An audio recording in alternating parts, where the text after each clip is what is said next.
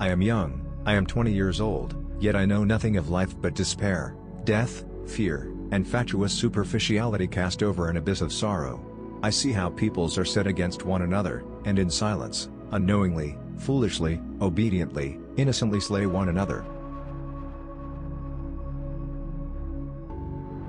It's only terrible to have nothing to wait for.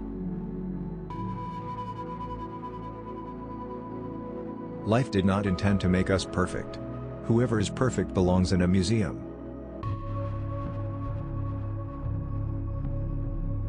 We are not youth any longer. We don't want to take the world by storm. We are fleeing. We fly from ourselves. From our life. We were 18 and had begun to love life and the world, and we had to shoot it to pieces. It is very queer that the unhappiness of the world is so often brought on by small men.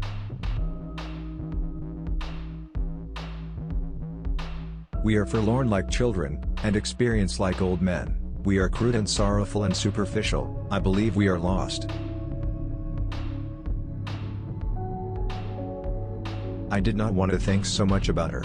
I wanted to take her as an unexpected, delightful gift, that had come and would go again, nothing more. I meant not to give room to the thought that it could ever be more.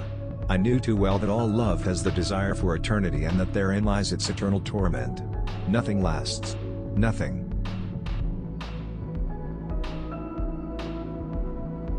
We were all at once terribly alone, and alone we must see it through.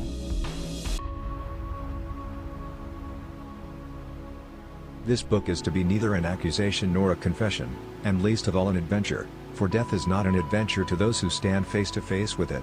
It will try simply to tell of a generation of men who, even though they may have escaped shells, were destroyed by the war.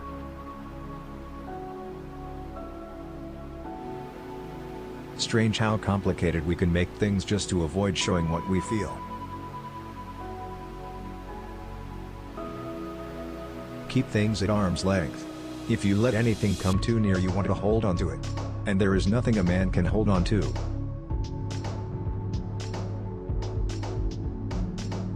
Life is a disease, brother, and death begins already at birth. Every breath, every heartbeat, is a moment of dying, a little shove toward the end.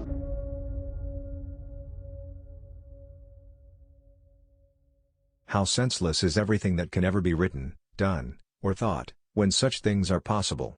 It must be all lies and of no account when the culture of 1,000 years could not prevent this stream of blood being poured out, these torture chambers in their hundreds of thousands.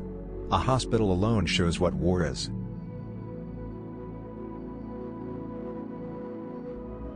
You may turn into an archangel, a fool, or a criminal, no one will see it. But when a button is missing, everyone sees that.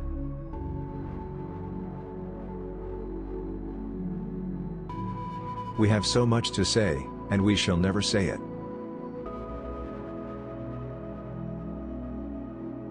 He fell in October 1918, on a day that was so quiet and still on the whole front, that the Army report confined itself to the single sentence, "All quiet on the Western Front."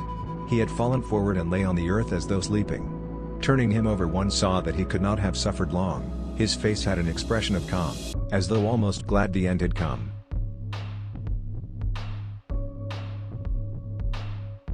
I wandered through the streets thinking of all the things I might have said and might have done had I been other than I was.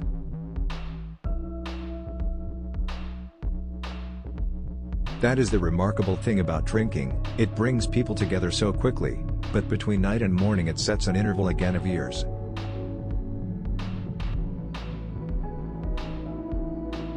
We are little flames poorly sheltered by frail walls against the storm of dissolution and madness, in which we flicker and sometimes almost go out. We creep in upon ourselves and with big eyes stare into the night, and thus we wait for morning.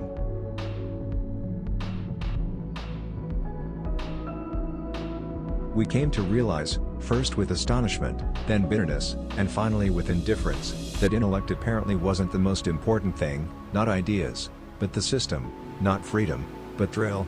We had joined up with enthusiasm and with goodwill, but they did everything to knock that out of us.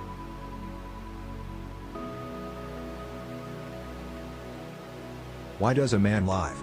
In order to think about it.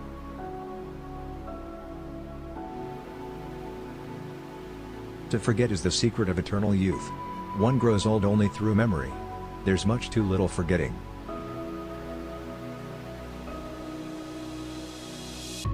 We were 18 and had begun to love life and the world, and we had to shoot it to pieces.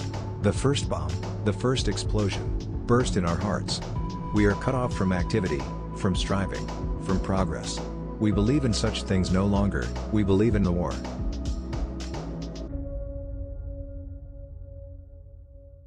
Why do they never tell us that you are poor devils like us, that your mothers are just as anxious as ours, and that we have the same fear of death, and the same dying and the same agony? Forgive me, comrade, how could you be my enemy?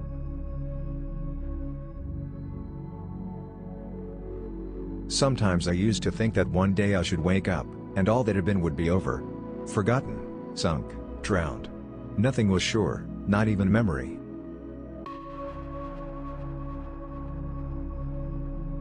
Bombardment, barrage, curtain fire, mines, gas, tanks, machine guns, hand grenades, words, but they hold the horror of the world.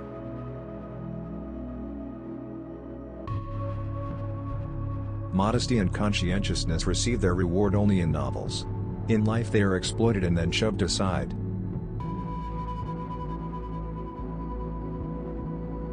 Never do anything complicated when something simple will serve as well.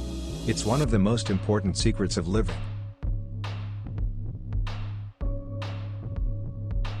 It was a melancholy secret that reality can arouse desires but never satisfy them. I want to think, and at the same time that's the last thing in the world I want to do.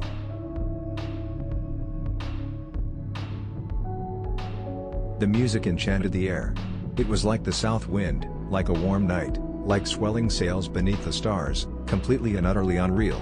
It made everything spacious and colorful. The dark stream of life seemed pulsing in it. There were no burdens anymore, no limits. There existed only glory and melody and love, so that one simply could not realize that, at the same time as this music was, outside there ruled poverty and torment and despair.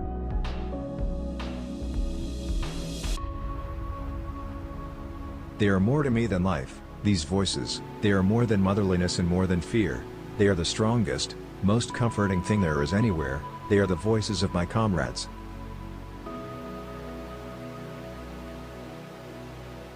At school nobody ever taught us how to light a cigarette in a storm of rain, nor how a fire could be made with wet wood, nor that it is best to stick a bayonet in the belly because there it doesn't get jammed, as it does in the ribs. The best way to lose a woman was to show her a kind of life that one could offer her for only a few days.